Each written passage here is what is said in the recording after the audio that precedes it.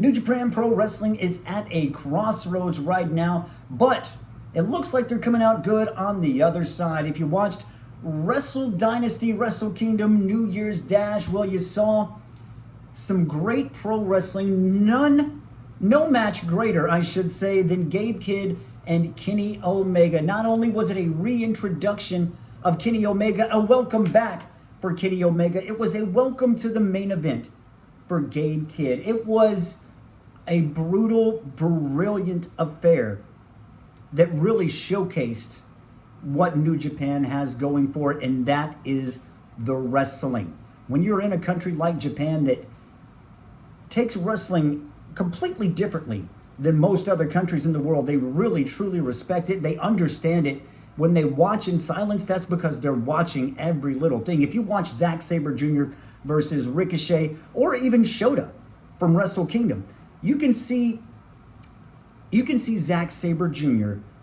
take submissions to the next level, and the Japanese fans are right there with him every time. He can hold a submission on somebody for 2 minutes, and the fans are enthralled the entire 2 minutes. About every 6-7 seconds, Zack Sabre will change a part. If he's locking a wrist, he'll change a different hold just about every 6-7 seconds. He'll do that on every submission. If you watch, he's always keeping it moving, and they are with him the entire time.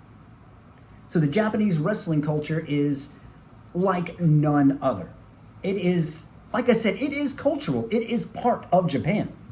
But having said that, New Japan, they haven't had the best of attendance lately. They haven't, as you see, Chris Charlton just got fired, or suspended, I should say, for 2 months for saying, oh, a money mark took our athletes. Well, they have had a lot of trouble keeping athletes in Japan.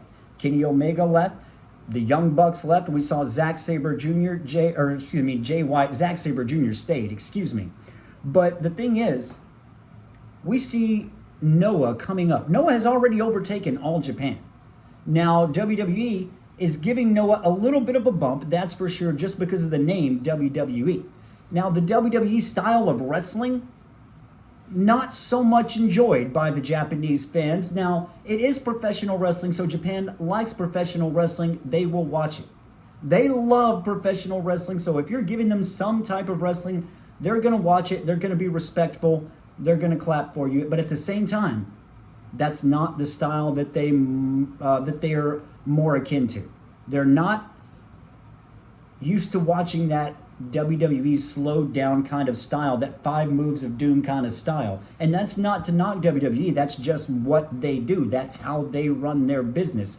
That's when you go into the performance center, the power plant, whatever you want to call it. That's what is happening. They are giving you your 5 moves of doom. Here's your one-hit kid. Go out and play it.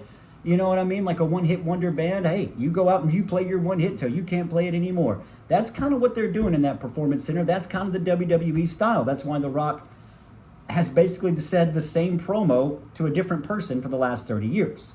That's just how they work. But that's not really how the New Japan, or really Japan fans, not just New Japan fans, but that's really not how the Japan fans are accustomed to seeing professional wrestling. Now, that can change. Like I said, Japanese fans, they love professional wrestling, but I guess the point of this is there's something brewing there that we might want to keep our eyes on. WWE versus AEW, not just in America, but in Japan as well.